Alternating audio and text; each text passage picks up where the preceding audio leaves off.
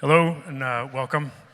My name is Matt Prewitt. I'm president of RadicalxChange Foundation, and I'd first like to say thank you so much to the organizers of the conference and to Gollum Foundation and others for making this happen. We're very, very honored to be here, and I'm really excited today to be having this conversation about a really important institution, money. And I'm joined today by Ehud Shapiro and Joanna Erbel. Hi. Hi. Hello. Nice to see you. So I'll give quick introductions, and I think set a little bit of context for the conversation, and then let's jump into your ideas. I know that you've both very committed thinkers to this on this question of the future of money. So, for the benefit of the audience, Joanna is an activist, a candidate for the mayor of Warsaw. Former candidate. 2014, yeah. As well as a sociologist, a photographer, and publicist, and a curator. And I know you've done a lot of writing and a lot of deep study of different kinds of community currency initiatives. Ehud Shapiro is a professor of computer science, as well as a contributor, a very fundamental contributor to many other academic fields, including biology and nanotechnology. And Ehud's recent work has focused on the question of economic democracy.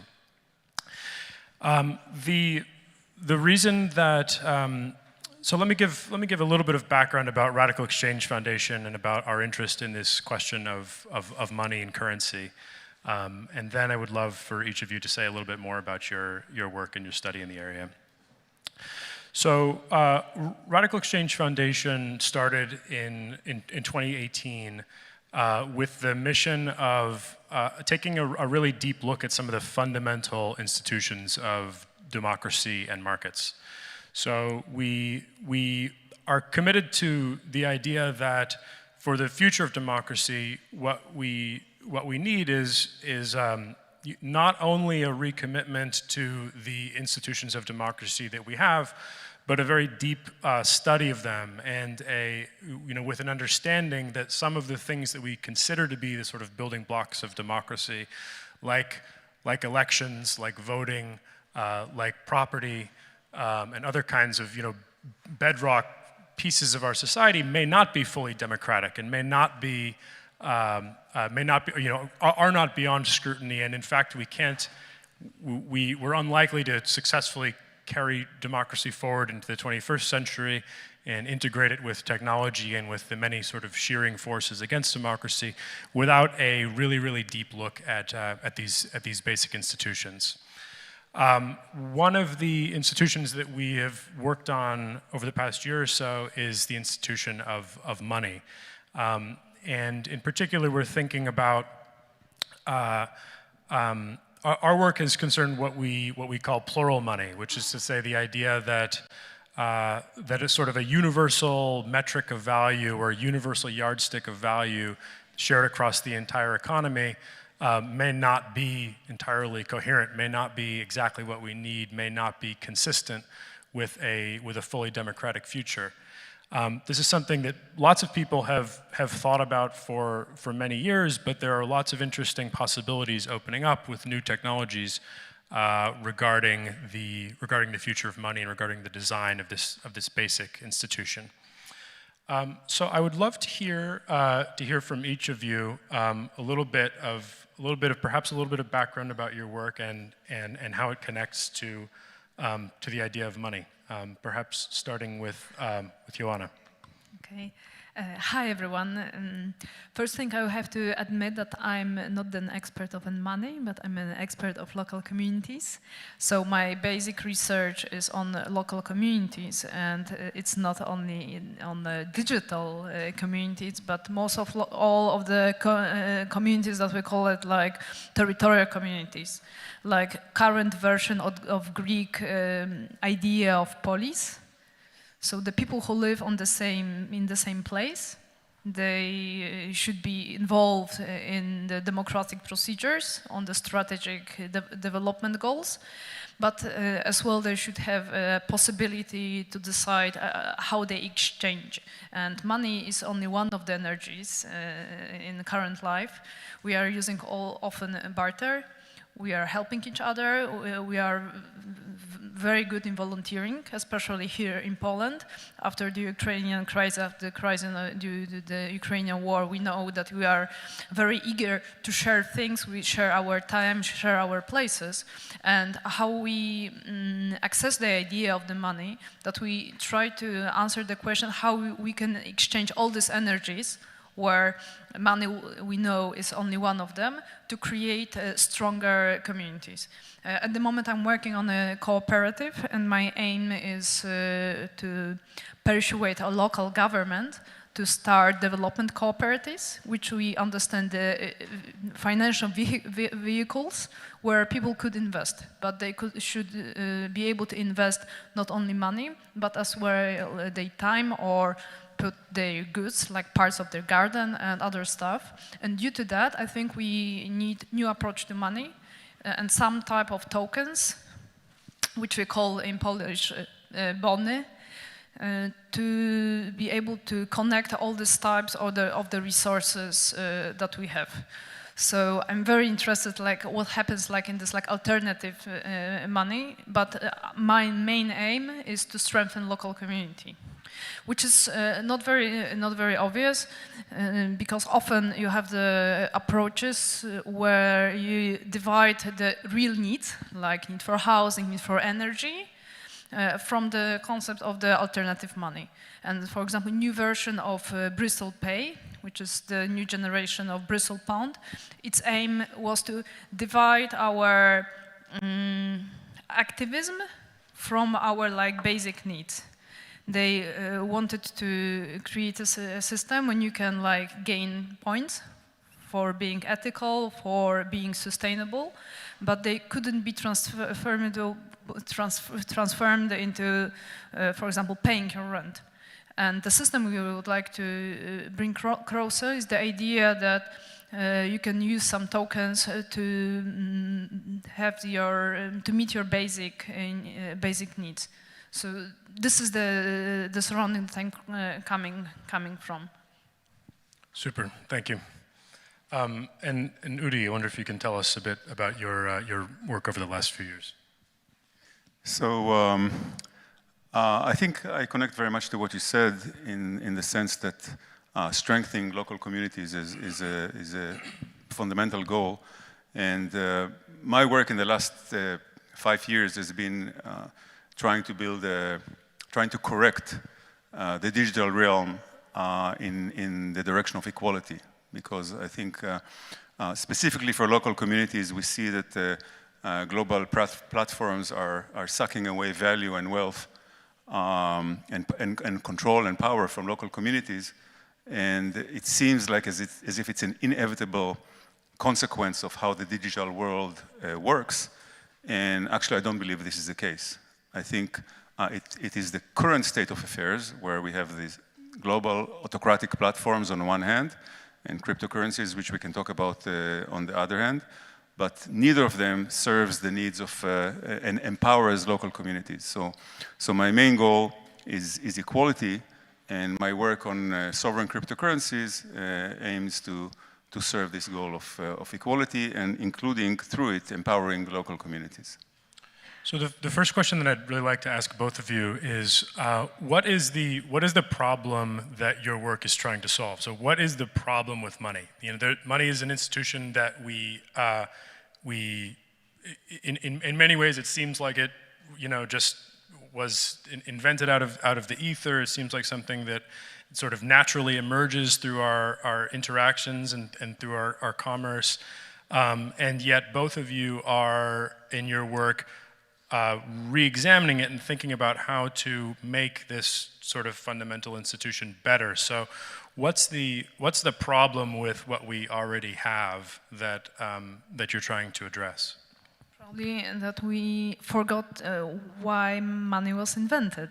Money was the idea that you have something like trust between the people, which is put into something really abstract to move around the city and move around the globe, and then that is spent to meet your basic needs, to buy something that you really need. Money was made for the speculation, but not in a way it is used now. Now this speculative strength of money is destroying our globe, is destroying our city. And many people who really need to have access to money, they don't have it. So thinking in a way how you can exchange your work for something, exchange the things you have for something else, which is not the money that you need, probably will be, is the approach that will be able to solve our probably biggest problems, like access to the energy, access to help. And is there something about, how do you see the relationship between money and community? So why does your focus on the strengthening of community lead you to orient your attention on the question of money? Because you need a token that you will exchange. Like in my local community, like in the city, people are exchanging goods for something, and usually they are like nice avocado, bottle of vegan milk, a bottle of wine, bottle of oil, another book, or some other thing. And what money allows you is to keep this exchange more abstract. Like in Warsaw, we used to have an idea which is called wymiennik. It was the place when you can change goods and your work for some money which was called alterka. It was like the alter money. But the problem with the system was that it was a Warsaw-wide system, and Warsaw is too big, so you didn't have enough people using alterka to make it sustainable. Sustainable, I mean, not going to the other side of the city to pay by alterkas for a book that you could buy in a bookstore. That's why my main focus is on the local communities.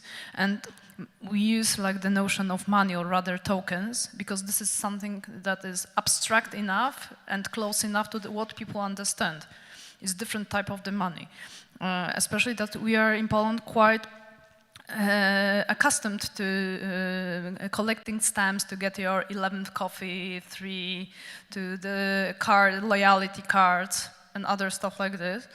So we want to show that thinking about alternative approach of the money, it can allow you to use habits that you already have, or you connect points by your app when you go to the store, or to get, for example, like a toy for your child in the supermarket if you spend enough money. So we all do this, but we all do this in the name of the huge corporate actors. And what we really need to do is to use this approach to create sustainable local communities and to allow access of goods between us, not between us and corporation and back, but within the local community. And my dream about my local community, another local community, is that each of us would have its own development cooperative, which would be a kind of bank of money, bank of goods, that we would be using.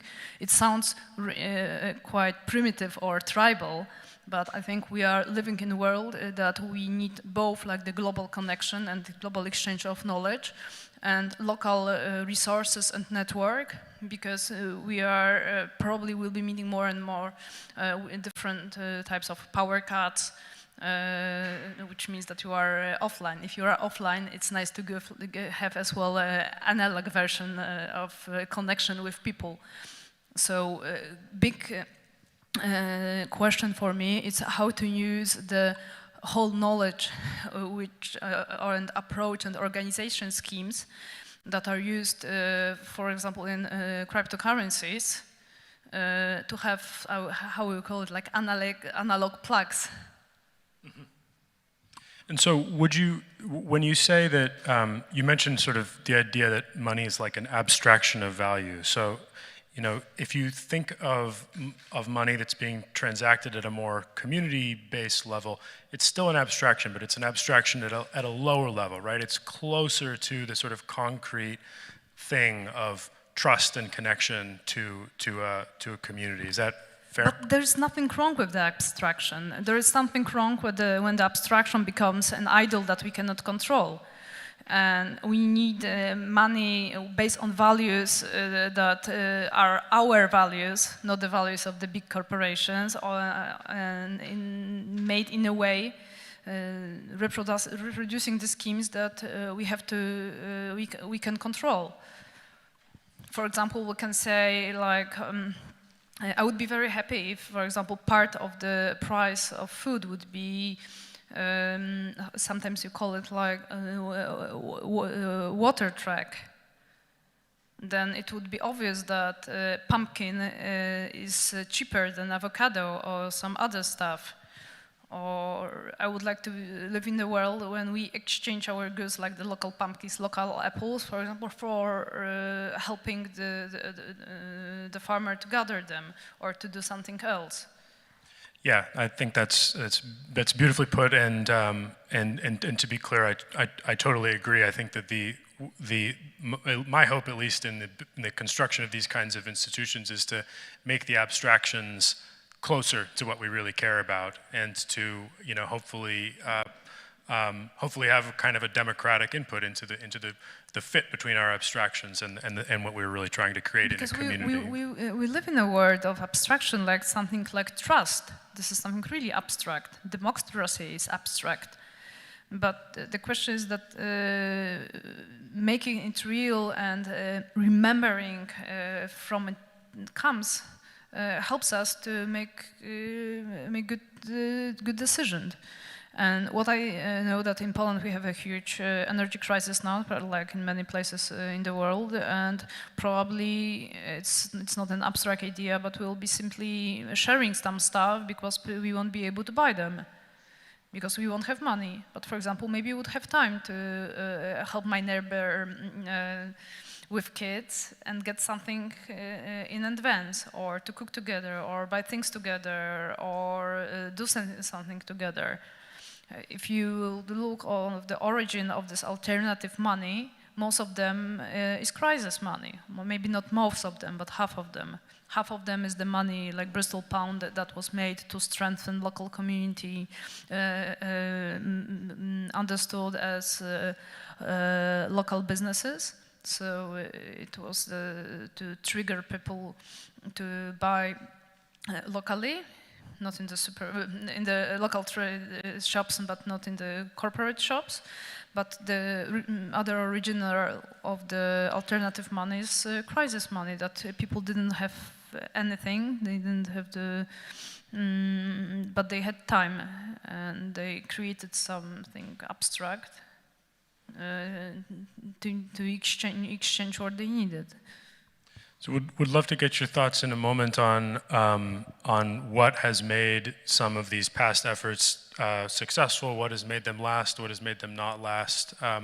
But for now, I'd love to turn to Udi to hear a little bit about your quite cutting edge recent work on the creation of sort of personal or community based currencies, which has some quite interesting relationships to cryptocurrency, but is actually a system based on an entirely different architecture than the cryptocurrencies most people are familiar with.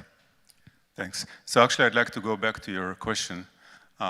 What's wrong with money? What's the problem with money? Actually, I've researched this question for quite some time, and I have a deep insight which I would like to share with you. I think the main problem with money is that too many people around the world don't have enough of it. That's the problem with money. and too many people around the world don't have it at all, actually. And this is a serious answer because what I'm proposing is actually aims to solve that, in a way. So the idea of sovereign cryptocurrencies is that anybody can print money. I mean, if the state can print money, why can't I print money? So it can be issued by people, by corporations, by cities, by states as well.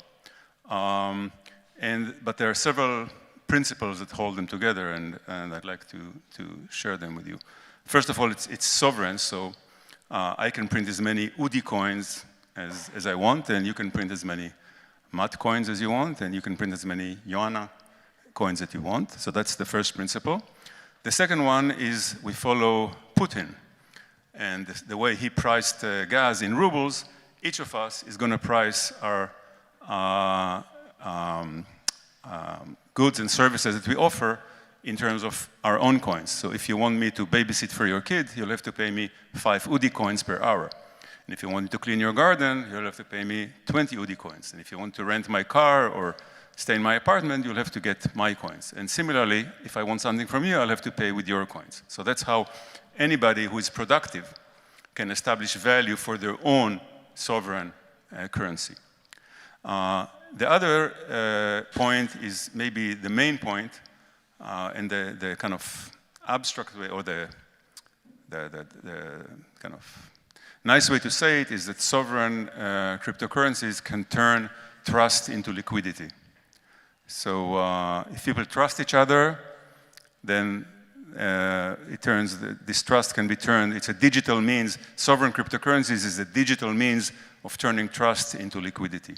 And the way it works is that if we all trust each other, then we can create mutual liquidity by me giving you 100 UDI coins and you giving me 100 MAT coins. And similarly, I give you 100 UDI coins and you give me 100 Joanna coins. So suddenly, out of nothing, I suddenly have 200 coins, 100 MAT coins and 100 Joanna coins, which I can buy things from MAT and from Joanna. And they can buy things from me and from each other. So just by exchanging personal coins, we've already created a liquid community out of thin air.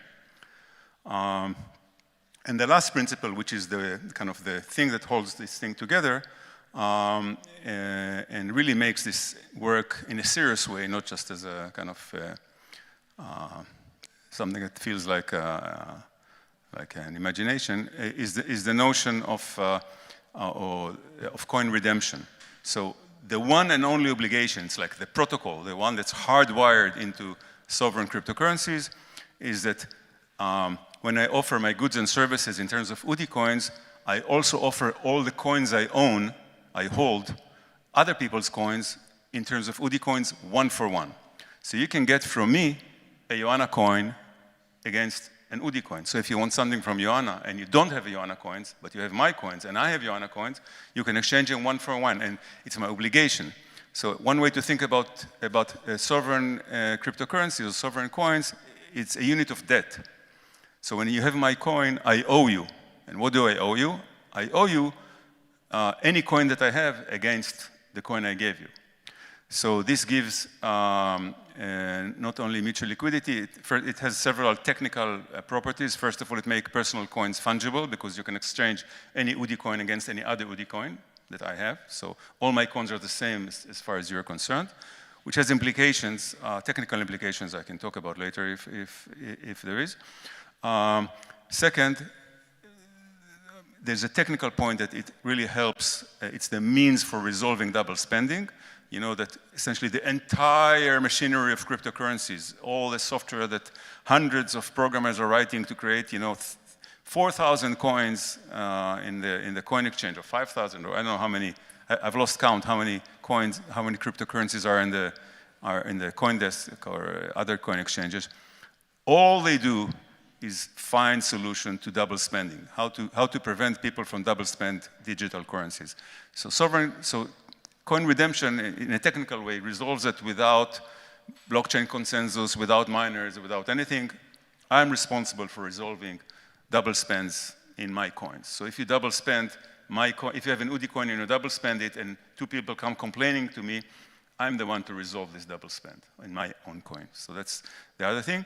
And another thing that coin redemption does is chain redemptions. So you can, if you need something from Joe and Joanna has Joe coin and I have Joanna coin and you have my coin, you can redeem my coin against a Joanna coin and then redeem from Joanna a Joe coin against Joanna coin and then go buy something from Joe. So you get, as long as mutual liquidity along a line, you can get something using chain payments. And the one thing this ensures, it allows is arbitrage. So if Joe's coin is extremely expensive and there's liquidity, you can actually get a Joe coin and sell it and make money on the arbitrage, which means that even though sovereign cryptocurrencies are individual and issued by each person independently, the fact that coin redemption requires us to redeem one coin one per one means that as long as there's liquidity in the community, all coins will be the same value. They can be exchanged one for one. So these are the basic principles. And it's an important sort of inversion of the usual cryptocurrency structure because it's not trustless, right? It's entirely based on the idea of sort of trust between different parties who are transacting. And yet it has the form of a protocol with certain sorts of obligations so that, for example, if I'm not redeeming my coins for other coins according to the protocol, then I essentially lose credibility and the coins that I issue will lose value in the network.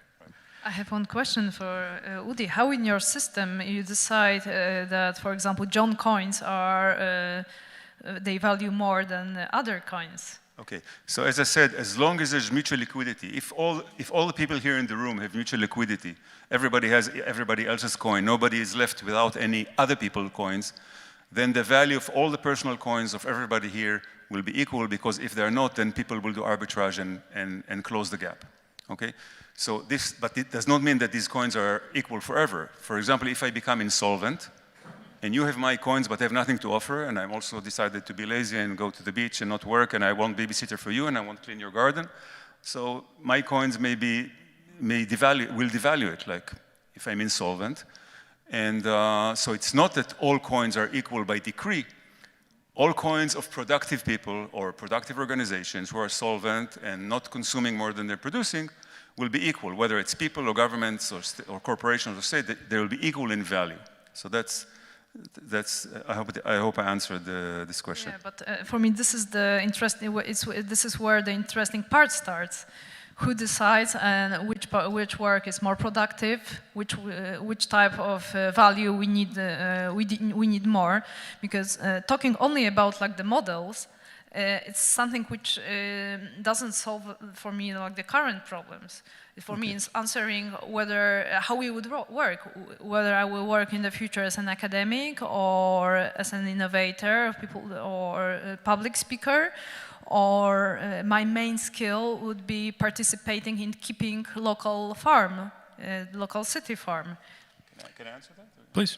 Okay, so I think you went far ahead. I'm talking about the very modest mechanism, but the basic answer is that going back to the second principle I mentioned, that every person prices their own goods and services in terms of their own currency. So I price my services in terms of UDI coins, and if I price them too high, then you will not use me.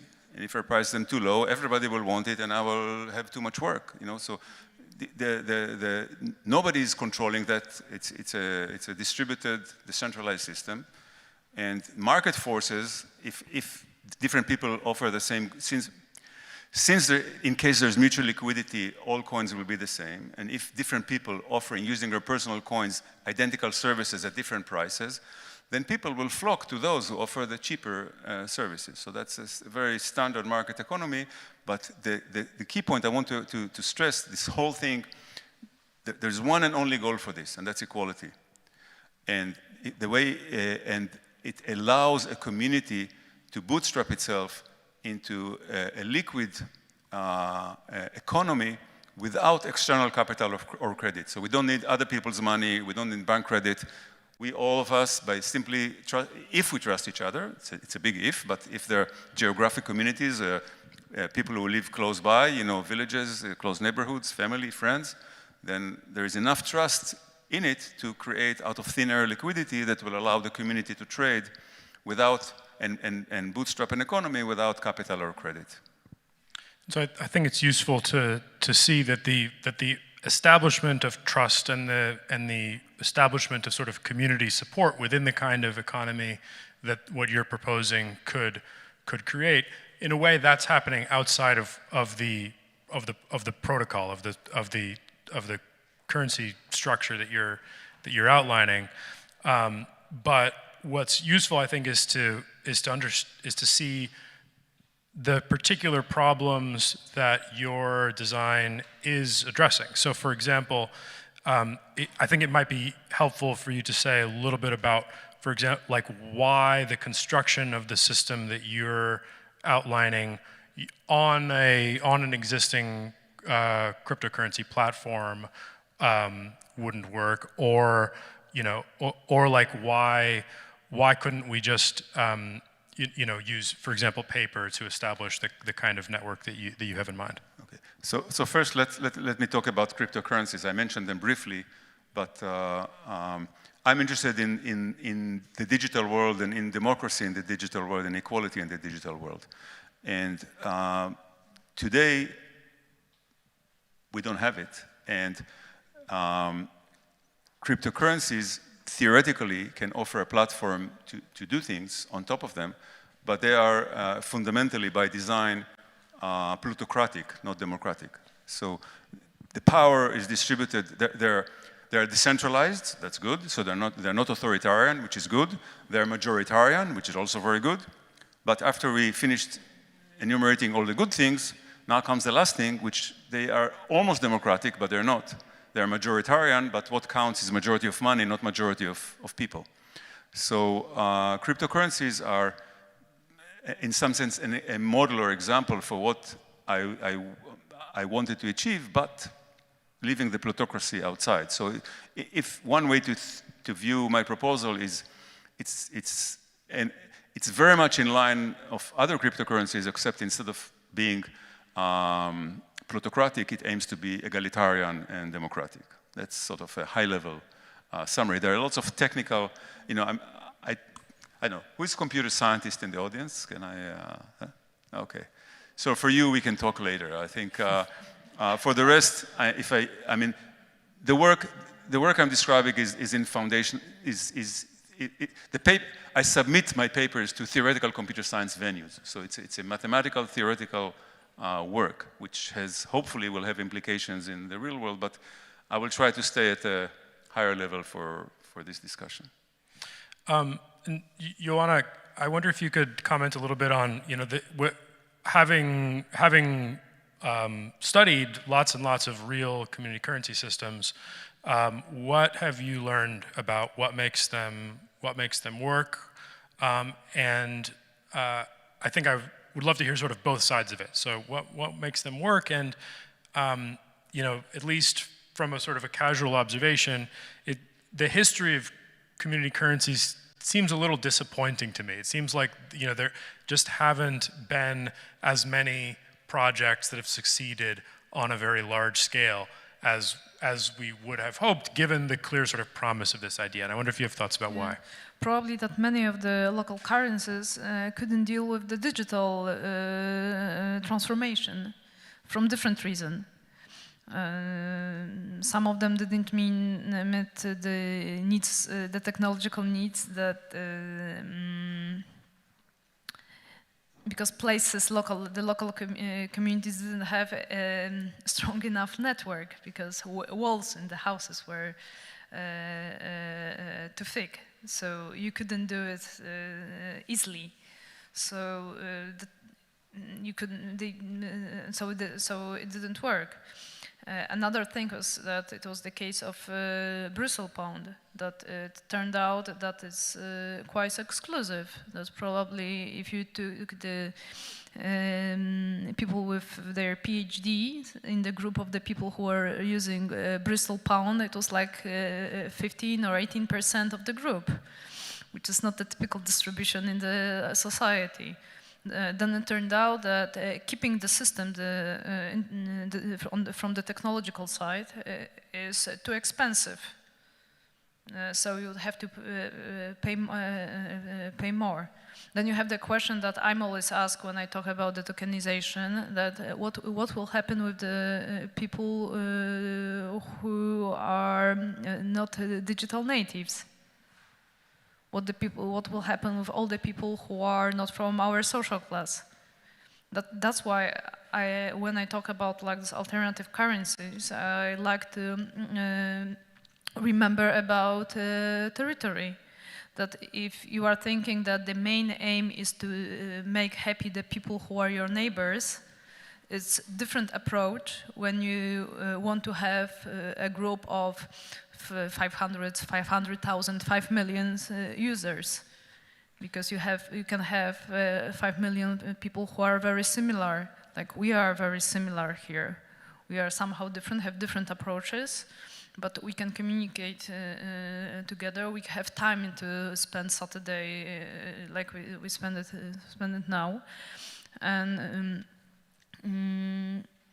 I think we'll have another wave of the local currencies due to the incoming crisis. And what I think will happen, and you can see this kind of test, like there's an alternative money which was tested in Amsterdam. It's called Juliet. It's a token which is partly an energy token. So it would be wise to think when we don't have enough access to energy to say, you have to do some community work to get into the system. You have to do something which is really necessary. Not what you think is necessary, and then market will say whether other people will buy it. But we have to stop thinking from our individual perspective, but we have to start to think from the wider perspective, because our resources are limited. Especially now in Poland, we have limited access to energy. People who are living in houses which are centrally heated don't have the problem, but people who are using coal to heat their places, they will really have a problem. Probably will have as well problem with access to food. And in future, from my perspective, it won't be like making my Joanna coin to change it into your coins, but making my Mokotów district coins, when we all together think what we need and how we can exchange it with other districts, and how we can exchange our work and our knowledge within the society. I spent probably more than 10 years as an unpaid public consultant, as an activist. And I think like people who are active in their society, they should be paid. But maybe they not should be paid in money, but they should be paid in some tokens you can use somehow. To go to the swimming pool, to get a free lunch in a restaurant that is in the city-owned building, or stuff like this. That's why our approaches are really different, because I treat myself as a part of ecosystem, and I would never create my own coin, because I can use it in zloty now. I can spend my,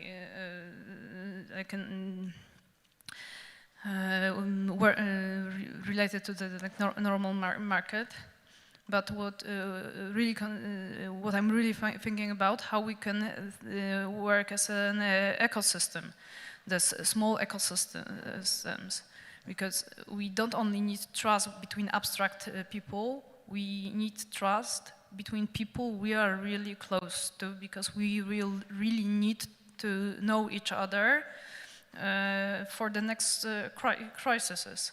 And somehow we had in Poland a stress test, like a few million of Ukrainians that fled in Poland, and the voluntary network that created, it's something that we as a community benefit as well. There are a few organizations that were launched while helping others, and they are thinking how to use the trust to exchange some the other resources. So when we used to have like the free shop for people from Ukraine, Now we are thinking how to use the same logic to do something for people who live in the district, or all people who live in the district. And we have to include the elderly, because the people who are elderly, they have really low retirement money, and they will need some help. And then you can ask yourself, okay, what the people can give you back, or who will pay for them. I'd like to say several things about community currency and trust. So, first of all, the value of sovereign personal currency is a result of trust. They have zero value if nobody trusts me, really trusts me. So it's not a computer science thing. It's like blood thing. You know, family, friends that are willing to exchange my personal coins against their personal coins. It's the same trust that you're talking about. It's not a different form of trust. And I'd like to explain how, and I should say that the original motivation for this research was community currency, because I believe this is the panacea against global brands and the power that they exert over the economies. And I'd like to explain in a few words how sovereign personal cryptocurrencies can cause the emergence of so I live in a small village in the Judea Mountains, 500 people. So imagine we are the people in the village, and we first did this mutual coin exchange. I gave you my coins, you gave me your coins with everybody, so we have a liquid economy, but to pay him, I have to get his money through, so it's a bit complicated. So we say, why complicate things? Let's use the village board, a committee, and establish a community bank with a community currency. So how will this happen? The bank issues community coins, and we do a mutual credit with the bank. So I give the bank my personal coins, and the bank gives me 100 bank coins. And now we all have bank coins, which we all willing to accept for our goods and services, community bank coins, and then we can start trading in the community bank coin, in the community coins. So, so personal coins can give rise to community currency. And why do we need them? Because these are the only collateral that the bank has. So the collateral the bank has against my personal coins is the fact that I own Matt coins and Joanna's coins. So if the bank loses trust in me or thinks that I'm maybe not creditworthy, they can redeem the UDI coins that the bank has and take more Matt coins and more Joanna coins. So the bank can control the exposure it has to different community members without hampering their liquidity. So I still have the bank coins that the bank gave me, but I have less Matt coins and less Joanna coins because the bank took me, increasing the bank's exposure to Matt and Joanna and decreasing the exposure to me, which the bank deems as risky. So there is a lot of flexibility here where this all happens out of thin air. There's no external capital, there are no external credits, there's no gold, there's no merchandise, it's just trust. So it's just how trust moves around the system.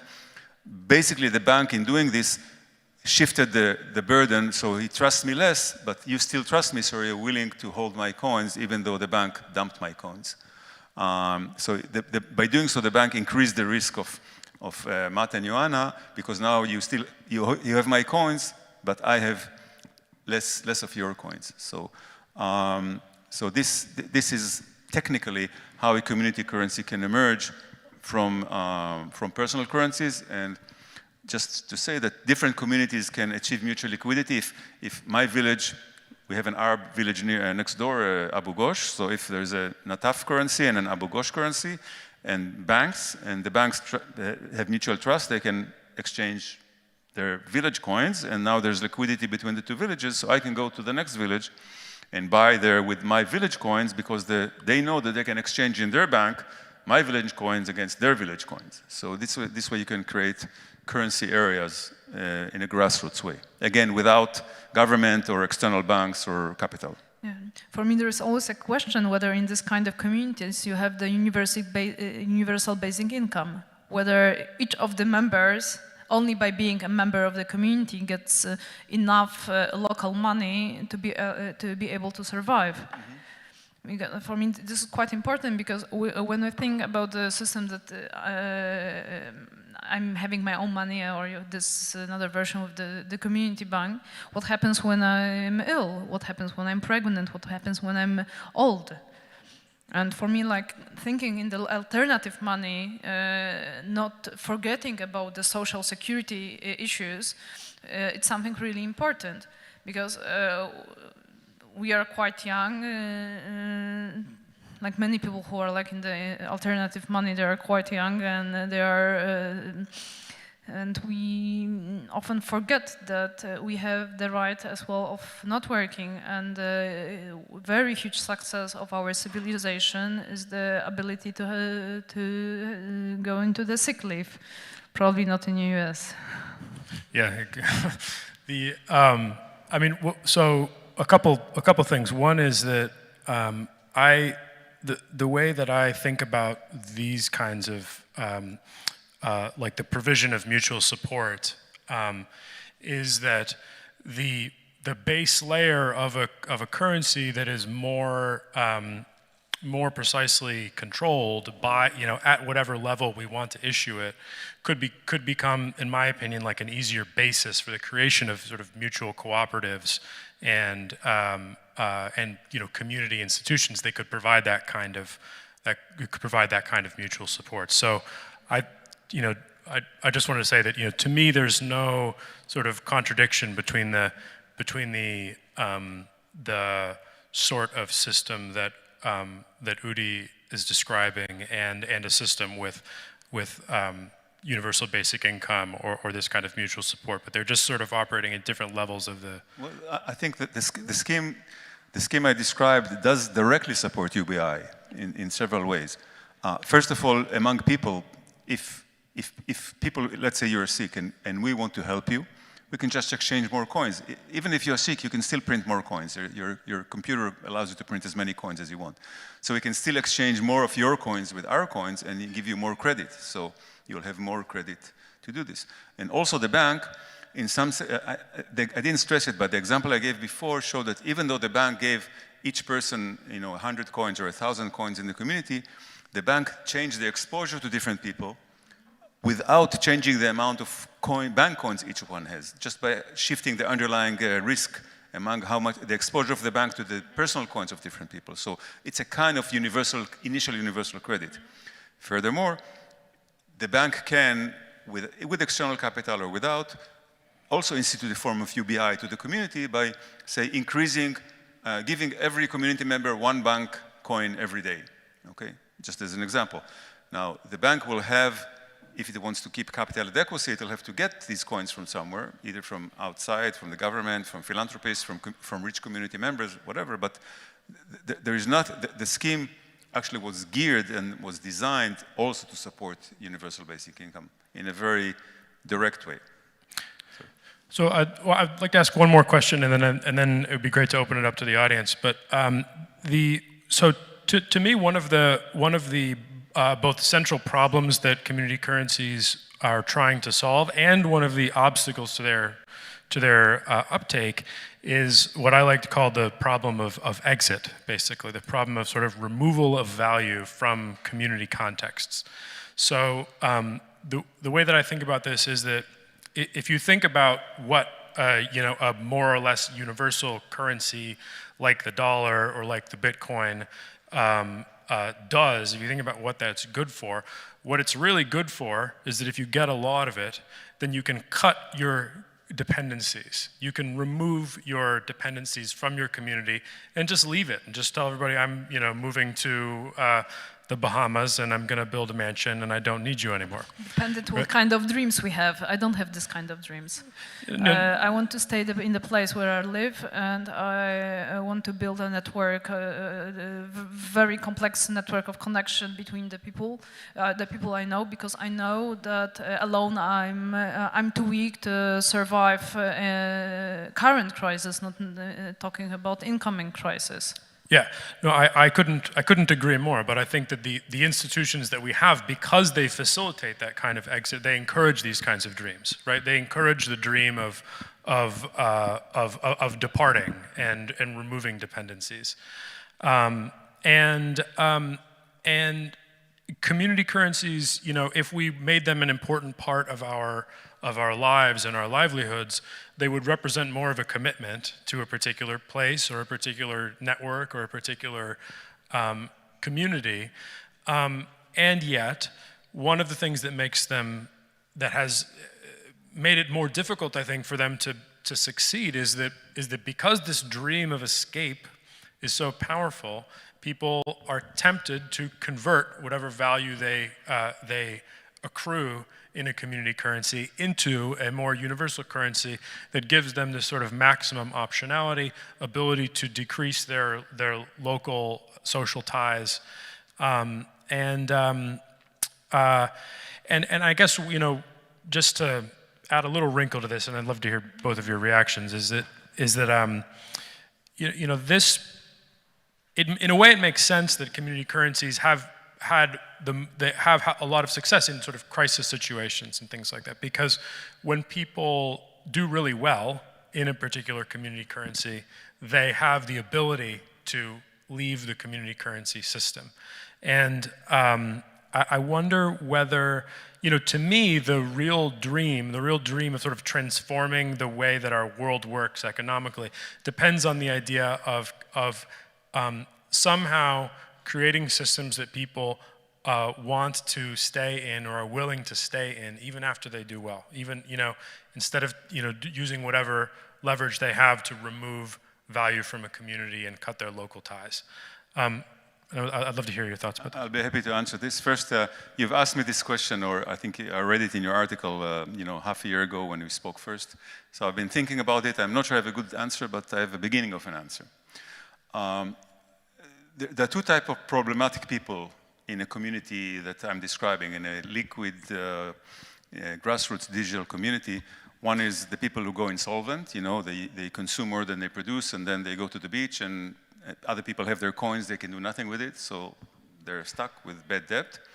And the other type of problematic character is the cash hogger, which sells more and more things and doesn't buy anything and just hogs cash. And the problem is that when this happens, there will be no, let's say I'm a cash hogger, so there will be no UDI coins in circulation. So people will have to buy them from me, say using fiat money or something, because if they want to get my merchandise or my goods or my services, they cannot get coins because all the coins that I've issued were used. So putting this aside, I think it's important to distinguish between liquidity and wealth. What sovereign cryptocurrencies encourage and allow people to build in a positive way, and everybody is more happy, is liquidity. Liquidity is trust. The more liquidity you get, the more it means that people trust you. But you cannot take liquidity out, because liquidity is always mutual. So if you have a lot of liquidity, it means that you have many other people's coins, but other people have your coins. So when you go out, cashing out means redeeming all your coins or other people's coins against your coins, and going out, but then you'll be left with nothing. So if you have wealth, you can go out. But if you have liquidity, there's no exit from liquidity.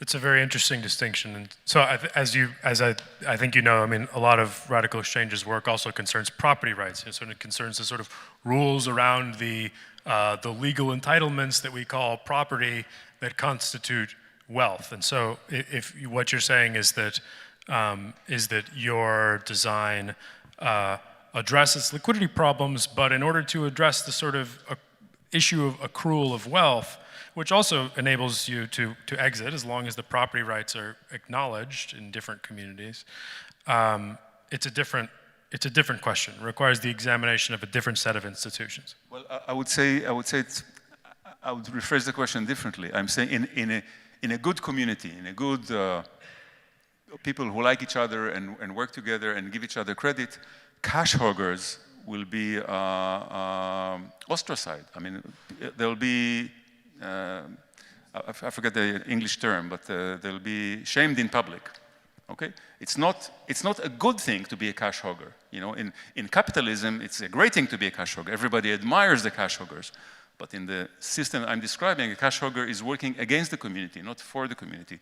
And if you are not a cash hogger, if all you have is liquidity, you cannot exit. you cannot exit. You can exit, but then you will leave all your liquidity here and go somewhere else with zero liquidity. I wouldn't like to live in such a radical world. I would like to live in the world that you have the parallel ways to plug into the society. At the moment, if you want to participate in the social life of the city, which means going to the theater, spending times in cafe, you only can do it in zlotys. What I would like to do, to live in a world when you can do something which is good for the community and be a part of the same system that the people that pay in zlotys are. And for me, thinking in this like parallel worlds is very important, because not all the people will be able to change straight ahead the money that they spend. I wouldn't like to have two different systems. So one coffee places for people with the local money and another one with the people with cash or national money. But it would be nice to have a place when you can use both of them to mix different types of earning the money, because I think we would have a need to earn some money outside of our communities, which is nice as well. Absolutely. Maybe I should just clear what I said. Okay. People who take their money and donate it to the social good, like the Gates Foundation or other contributions, are exactly what I'm talking about, because the wealth that they have is being recirculated to the community. So that's not.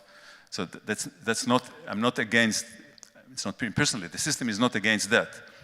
Okay, so that's as long as you contribute back the wealth that you've made, you can still be wealthy, but you contribute and make a lot of money. But as long as you contribute it back, then you do not. Then you're supportive of the liquidity in the community. You're not hampering it. Would love to use the small amount of remaining time for questions from the audience, if anyone. Yeah.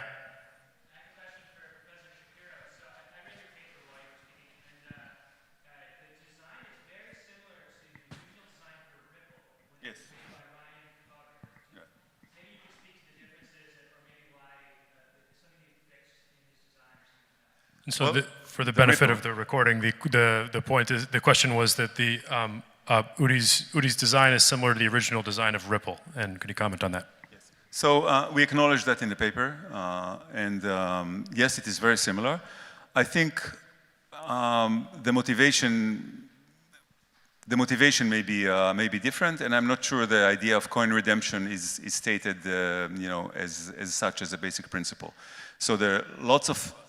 For example, the idea of mutual credit lines is there is trust lines, there's another approach, and there's circles, which another approach. There are many predecessors to what we are doing, which we happily acknowledge. And if there's something we don't acknowledge, I'll be happy to know about this.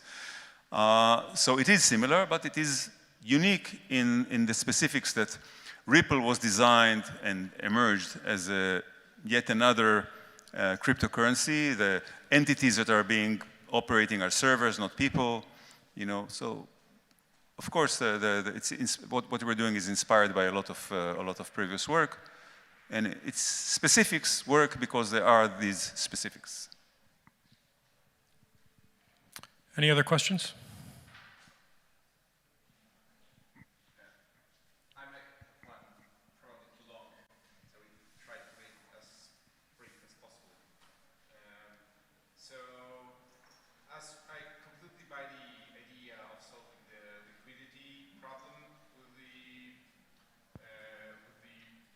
Personal money or local money, I'm a little bit puzzled about the problem of solving other things. So basically scarcity, as I understand that, of goods and speculative aspect of goods, which makes them inaccessible for say, calculation. Because I think that there will be always like a secondary market developing. You think about the experiences of rationing, for example, things in the 80s in Poland or in the wartime. There is always like a secondary market that in fact, destroys all that idea. So perhaps this is impossible to be introduced without altering property rights. Perhaps in some cases, as RadicalxChange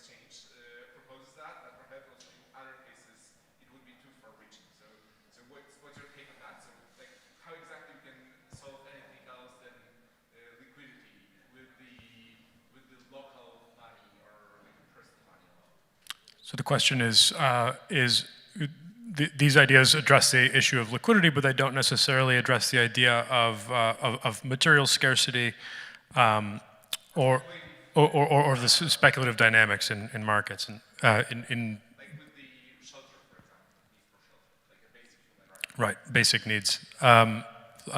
Any thoughts in the very quickly? Well, of course, we don't aim to solve all the world's problems, but I don't see the reason for a secondary market to emerge because there's no primary market. The primary market is if you have goods, you can price them in UDI. If I have goods which are scarce, I price them in UDI coins, and if they become scarcer, I double the price and triple the price, and I can price my goods and services in terms of UDI coins as much as way as I want. So the standard market dynamics will apply. There is secondary market in a sense, in insolvent.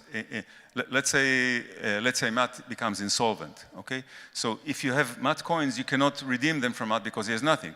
I also have Matt coins, but I know Matt. He just went to the beach for a few days. He will come back. He'll start working hard, and so I keep holding him. But you want to get rid of the Matt coins because you don't know that he's going to come back. You think he's going to stay in the beach for the next 5 years, and you need cash. So you may sell Matt coins to me at a discount, which is an arm's length transaction, which is perfectly fine because you cannot redeem them one-to-one.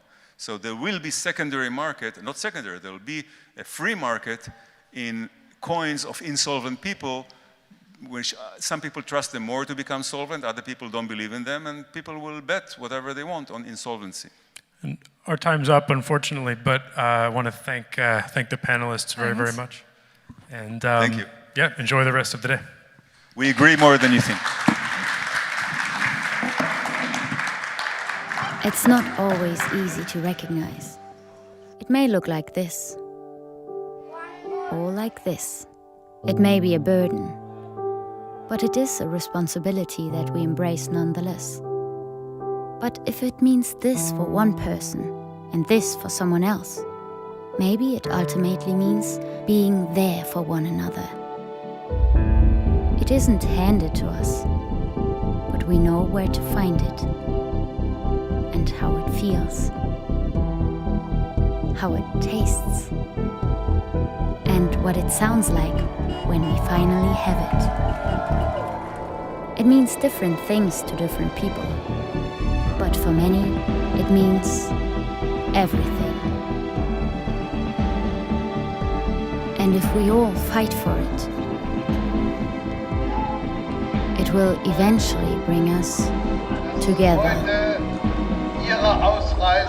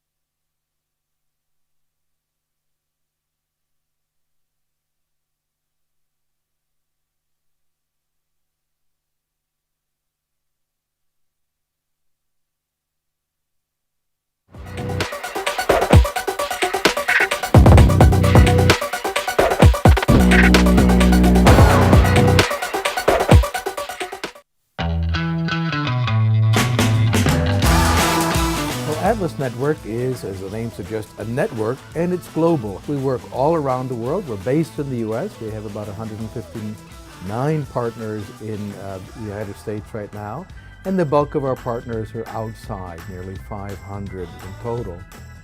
Atlas Network, it connects people from all over the world, defending the idea of human dignity, defending human rights and personal liberties. Atlas Network is focusing on, I think, the most important and moral cause in the entire world. We partner with local innovators, local leaders who understand conditions on the ground in communities facing real challenges. We look at the people from the worldwide freedom movement that are passionate, are ready to make a difference, understand local conditions, and we invest in them. At Atlas Network, we unleash individual ingenuity to enrich humanity. The United States does not have a lock on the idea of freedom and liberty. Those ideas are beyond borders. One of the main goals of Atlas Network is to eradicate poverty around the world, and we do that by investing millions of dollars in our partners' work every year. Historically, wealthy nations around the world have tried to help low-income countries develop. The way we've been doing it traditionally has not really been working. So there's a movement to do development differently, and that means we need to step back as outsiders and rethink the role that we're playing in helping people in low-income countries achieve their dreams. We want to make the world a better place. We want to make the world a freer world. All of us want to leave a legacy and be part of something big to make a better world. This is exactly the work of Atlas Network. With our growing number of hundreds of successful partners, we're stronger than ever. Changing the world. Changing the world. Changing the world starts together with us.